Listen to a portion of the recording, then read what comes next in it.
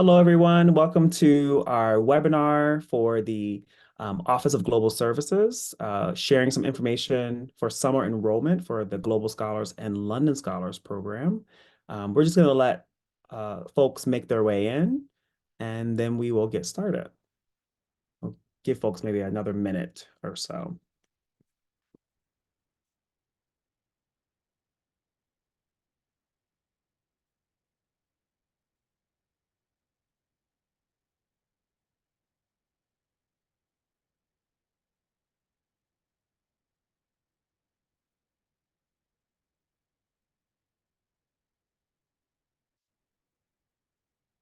All right.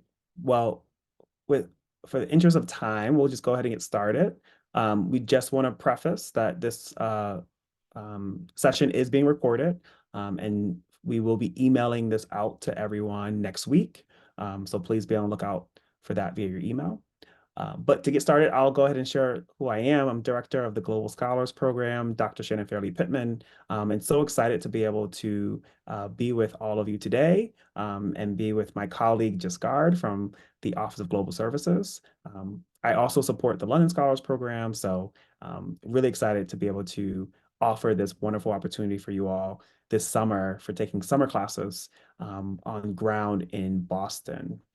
And just some housekeeping, we do have a Q&A box. If you look at the bottom of your screen, there's a Q&A box, and we'll be able to take your questions and answer a bit, and maybe we might offer some questions aloud at the end of the session.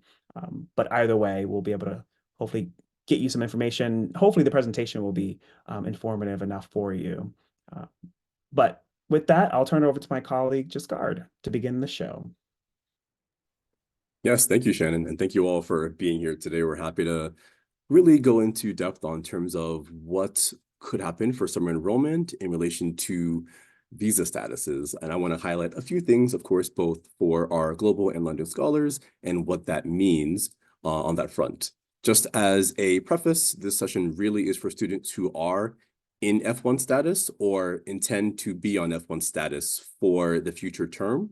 If you're a permanent resident or if you have a different visa status that allows you to study, this session is not for you. You don't need to learn about anything that we're talking about today. So just keep that in mind as we go forward with the presentation today, okay?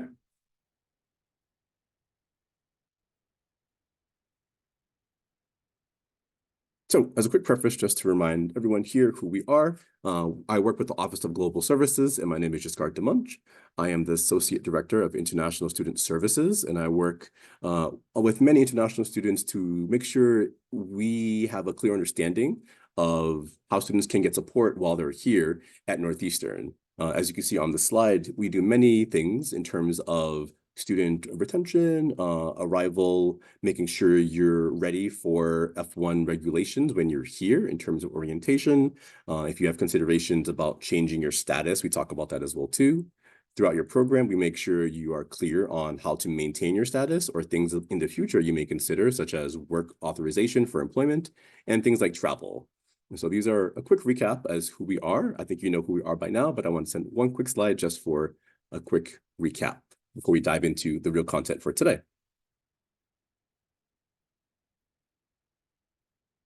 So to highlight in terms of our topic here for summer enrollment, I wanted to have a quick recap once more in terms of the options available to you based off of your program and based off of your current location right now.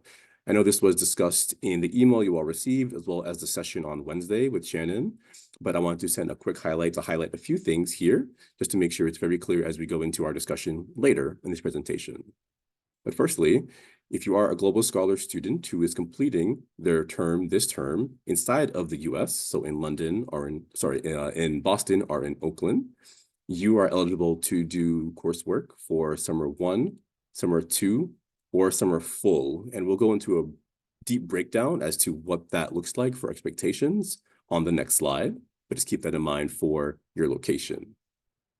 If you are a Global Scholar student completing your location right now in London, you're eligible for summer 2 coursework. And also if you are a London Scholar student, you are eligible for summer 2 coursework as well. But I want to spend more time on the next slide, which is a very deep dive onto what that really means in terms of what you are able to do and what the expectations are as a student on F1 or able to be on F1 status. As you may know, our regulations for F1 status do require full-time enrollment with on-ground presence to be considered during a required term of study. And in this case, if you choose to study during the summer will also be considered a required term of study because it is the final term in your program. So part-time and excessive online coursework for this term would not be satisfactory for maintaining your F1 status. So we'll go over the documents on the slide here in a little bit, but I want to make that very clear. And based off of your course location, we talked about last slide, and your selection of the courses that you actually are interested in taking for the summer, this will dictate what your options are for the summer specifically. We do have a link here on this page that you will be able to use later when you get this document yourself to have more clarification on the summer term expectations, but I wanted to highlight a few of them here just to make sure we have a clear understanding just from this perspective right now. So for summer 1 enrollment, which goes from May until June, you're expected to be enrolled in at least 6 credits of during that term to maintain your status. This may be different based off of the courses you select, which may be leading to you enrolled in 8 credits potentially based off of the coursework, but 6 credits is the immigration expectation for your enrollment for the term. Likewise, you do need on-ground presence for the entirety of that term, so summer 1 in this case, to make sure you are fulfilling the F1 expectations. And lastly, you are allowed to do a maximum of 1 online class during that term. So keep that in mind when you're looking at the course offerings, and if they're online or on ground, keep in mind that you do need to meet all of these criteria to maintain your status for that term. Likewise, for summer 2, same criteria, except the term is pushed out to the next cycle for July and August completion. But the same criteria does apply in terms of courses registered and needed for the term, on-ground presence, and online coursework availability. Lastly, if you're considering options for full summer, which would be the entirety of the summer term from May until August, you would need to have a minimum of 12 credits enrolled for that whole duration.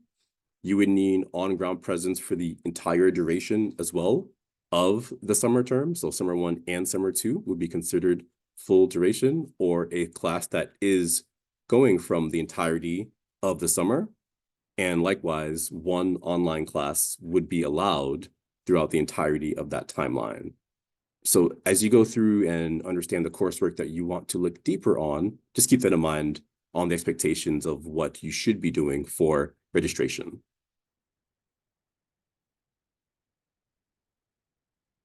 I want to spend a little bit of time on the timeline so that we're clear on when action should be completed, just to make sure you are aware of what to do next. So firstly, on February 9th, next Friday, this is the intent to enroll deadline for the hand raise process to make sure that you are announcing that you intend to enroll for summer coursework. After that, a couple weeks later, on the 22nd, summer enrollment does open up at that point, where you can begin to see the courses available during that time. And lastly, our timeline here, which is a little bit later, maybe about 4 weeks later. But what happened is we have our deadline, which is needed to do an action immigration-wise on your status. Ultimately speaking, this would mean a couple of things depending on your program itself. This would mean, 1, if you are a global scholar student, this would mean you would have to do an action called the program extension. This process we'll talk about in a few slides next to make sure you're very clear on what that is. Next, if you are a London Scholar student, this would mean you are doing the pre-arrival I20 request. And we'll talk about that, of course, next as well to make sure you're very clear on the expectations of what each of these processes mean. One thing I do want to stress at the bottom here, as you can see, though, is that there is a expectation that if you are doing the immigration action highlighted here, that you should be considering that this is your plan to move forward.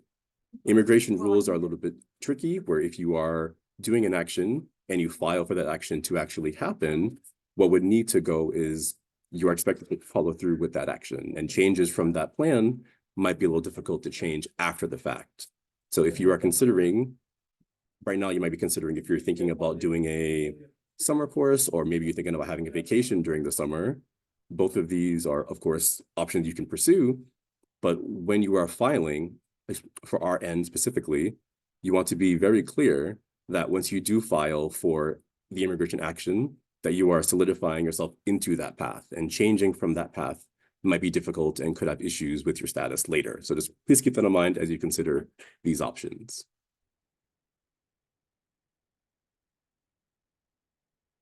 All right, so I want to spend some time detailing what steps you would have to do in each of your programs to make sure you can get ready for this next step. Number one, if you are a global scholar student, you already have done the I-20 process, you have received an I-20, you're actively enrolled, you would need to go through the process of a program extension to adjust your I-20 accordingly based off of your plan. This whole process does require you to have academic verification from your department to verify about your new I-20 end date, because we'll be shifting your I-20 end date from your current end date now of May 8th to an adequate date based off of your enrollment, if it is summer 1, summer 2, or summer full. As you can see on this slide here, we have some steps as to what to expect on that process, and a link to the process itself, what you would need to complete, as well as a photo of what the process would look like for the first step of that process. So step 1 is part 1 of this form called the recommendation for program extension. Ultimately speaking, this is a form that you would need to do. Part 1, it really details who you are as a student, your expectations, what program you're in, and how many courses you expect to take during the summer term. Once that process is complete in part 1, you would send this actually to your academic advisor to complete part 2 and part 3 on your behalf. And they will verify things such as where you are in your program, as well as your new program end date based off of your I-20. So all this will be captured on this form from your advisor. Once they complete that step, they will send you the form back. So you have that ready for the final step, which is to access our program extension e-form. And there's some documentation you would have to submit on that e-form to prove that you are ready to move forward with that process itself. So on the next slide, we will showcase what that looks like in terms of 2 major questions. Number 1, what documents do I need to actually produce for this extension? And 2, how much do I need to show on one of the statements that we need, a bank statement for that? So let me go through question number 1 first, about the documentation. So we talked about the first document already in terms of the recommendation for program extension that is needed. But we would also need financial documentation needed to showcase you have funding for that extended term now, for the summer term. So you may remember this when you were applying for your I-20 previously, but funds must be liquid in nature. The document must be issued within 1 year of the new term start date. And lastly, the funding does not need to be frozen or have any maturity in the future. If you need a reminder of what this is in terms of the deeper expectations of financial documentation, we have this link here for you, so you can see that when you have some time. And the second question, ultimately capturing how much you need to show for your bank statement. We have an equation here, and this is also on the extension process, so you don't need to memorize what's on this slide here. As you go through the process, you'll see these questions in real time. But ultimately speaking, to calculate what you need to show, it will be the tuition cost times the credits you're taking for that term, which will cover the financial piece for your tuition. And then the second half of that equation will be living expenses. So capturing the amount of time you're here in that program for that term, as well as a $2,000 expectation for that timeline. So we have the details of what that looks like on the slide here as to what the tuition cost is and the dates for how long each term would be. And also we have an expectation of what you would likely need to show for the term that you will be studying in. If you're summer 1 or summer 2 only, the bare minimum, if you're taking 6 credits, is right there, the $15,000 amount. However, if you are taking maybe 8 credits, you would need to show the different amount here for the 19,000. So depending on what you're taking, it really changes on what you need to show for the bank statement itself. So please keep that in mind as you are considering your plans for the next step. And lastly, if you are a summer full student doing both of terms, you need to showcase that final amount there because you're taking a minimum of 12 credits for the entirety of the summer. So please keep that in mind.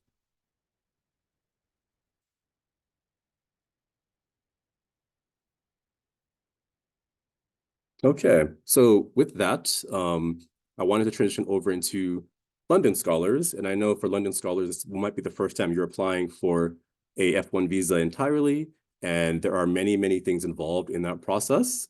Due to the process length and due to what's happening, we actually will be sending you more documentation likely in next week in terms of the next steps you want to prepare for in terms of summer I-20 enrollment. However, a recap, if you don't know what an I-20 is or an F1 status, these might be new terms to you if you are not actively studying or haven't studied in the US yet. But ultimately speaking, all students who need to be studying on an F1 student visa will need an I-20 to apply for that visa itself.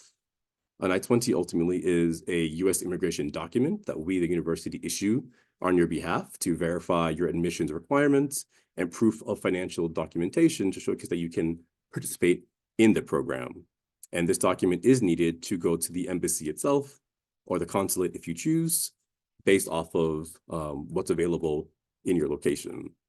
We at OGS always encourage you to submit your documentation in a timely manner, though, because sometimes there are visa delays that happen that could push your plan back for entering the country in an appropriate manner. Based off of your considering timeline, this would be for July. There is some time in advance, of course, for you to plan that, but embassies have different timelines based off of your location and based off of their own processing speed. So this could be a big variable piece you want to keep in mind because things could change that are outside of your control. So we always say, plan ahead to make sure that things are going smoothly or as smoothly as they can be based off of your own situation and your own documentation.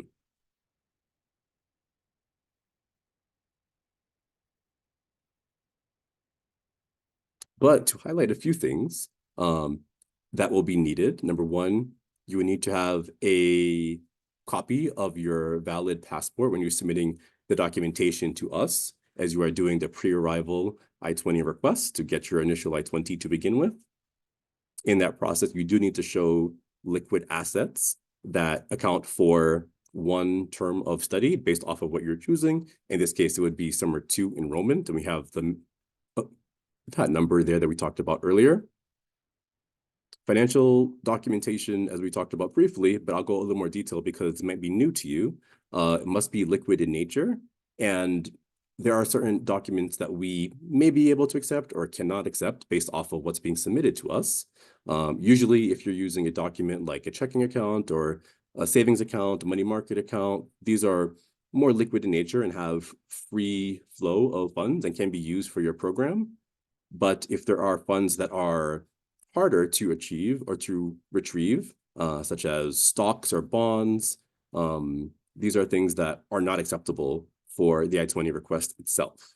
So on this page, we actually have links to that financial documentation clarity, and you are able to access that at any time to see more details about what you are expected to see and expected to showcase for your funding to make sure that you're ready for that submission so you don't have any difficulty when you are submitting something to our Office of Global Services.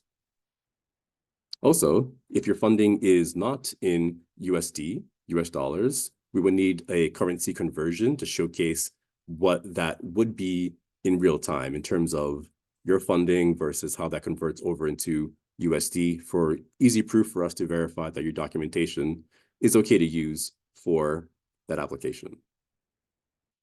And lastly, if you are being sponsored, we do require a sponsor letter or an affidavit of support that we have proof for if you are being sponsored from a non-relative. So this is something that you may need depending on your circumstance, but keep that in mind if that is something that applies to your situation.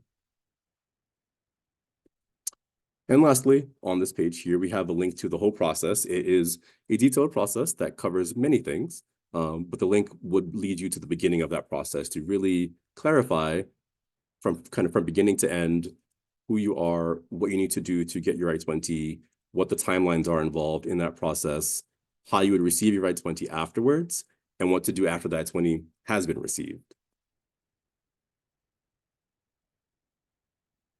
I did want to spend some time, though, to highlight information in terms of our resources that we would want to showcase to you to make sure your planning does go accurately, though. And we stress the point that planning is very important, especially when it comes to processes that are outside of your control. Planning ahead would always serve you better, so make sure you do that if you are able to do so. On the slide here, we have documentation tied to how to apply for a student visa directly and what that means for the F1 status. I've also included a link here to the visa appointment wait times. This is very important because, as I mentioned earlier, all visa embassies or consulates work on their own processing time. So some may be processing in 3 days in terms of appointment times. Some might be processing in 3 months for processing times. So this would help you out in terms of your planning, in terms of the next steps of how to map out your timing. If you intend to apply for a visa while you are in London, or if you plan to do it when you are going back to your home country, potentially after the program ends, if that's your intention, or somewhere else entirely. I think this sheet will help you out to map out, if I'm going to this location at this time, then therefore I can see if the visa appointment will actually suit my needs and my timeline. So I would heavily emphasize that use as well, if you can, to just be ready for what could be happening in the future for your plans. And lastly, we have a page also for arriving in the US. This really helps you to understand what to expect to bring when you're arriving into the US, what documents you should have on your person, what should be on your carry-on or in your luggage, what should be prepared for if something does happen on your arrival timeline, and what happens after you arrive and what you should be doing. So all this really is covered in these processes. But like I mentioned, I know it's a lot I'm throwing at you here in terms of what links are available. And I want to make sure that we're going to talk about this in more detail later. So keep an eye out from an OGS email in terms of how this would be outlined for you with more specific timelines involved based off your case as well.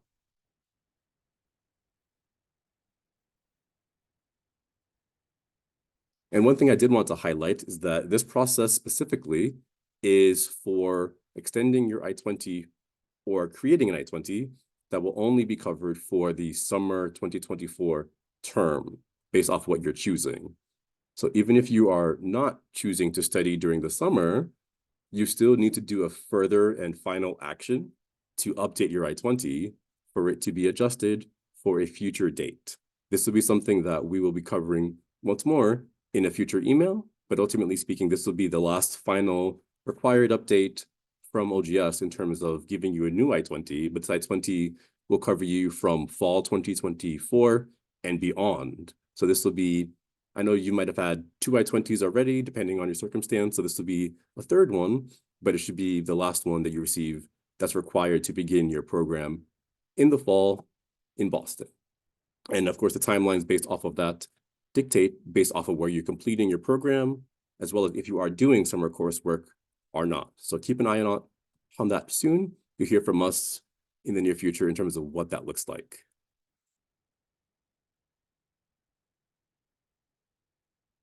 And lastly, if I want to leave some time for questions, but I want to give our final resource in terms of how to contact us and how to navigate our resources generally, if you're curious. We do have our main website, of course, the international.northeastern.edu/OGS page. This is kind of our #1 go-to information location for anything you can find on our website. It covers many, many topics that you may be considering or not considering even. It's all there in some shape or form. But also we have an inquiry form. If you want a more specified content, you are able to do specific searches and find knowledge articles based off of immigration text that we think is relevant to many students and what they're doing.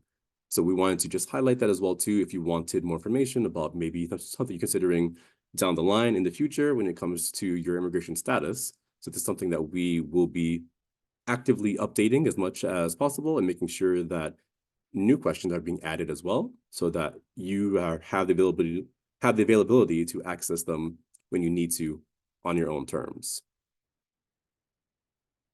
But with that, actually, that's the end of my short session. I wanted to highlight really the main points of the session today in terms of your population, in terms of the expectations on the next steps for your status, and really make sure you're clear on the beginning stages of that, as you will get more information later from us to clarify more deeper, detailed information from us. But with that, I would love to go to the Q&A if we have any questions here to help out with that. Yeah, we didn't have too many questions, just guard, which is nice.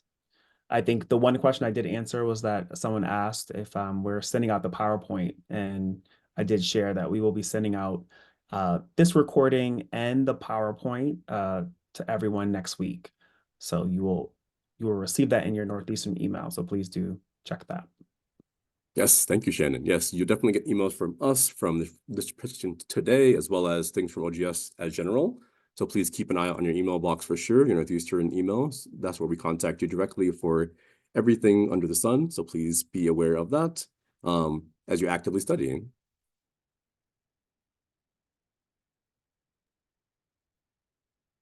We could Otherwise, definitely give some more time if you want to have more questions, but yeah. we also want to be cognizant of your time as well if you don't have any things you're thinking about right now. So we could wait a little bit longer if there's any more questions that may crop up.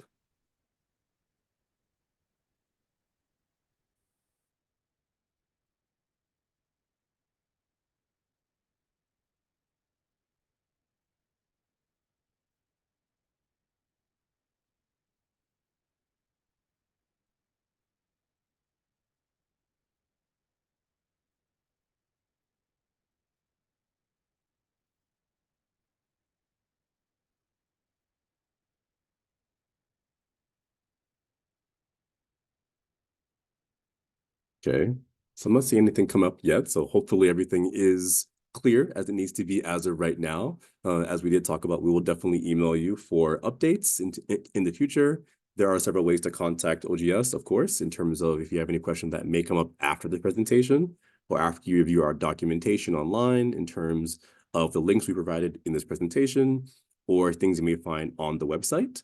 These are things that we are happy to address if you have any questions or doubts or of confusion that we can clear up on your behalf.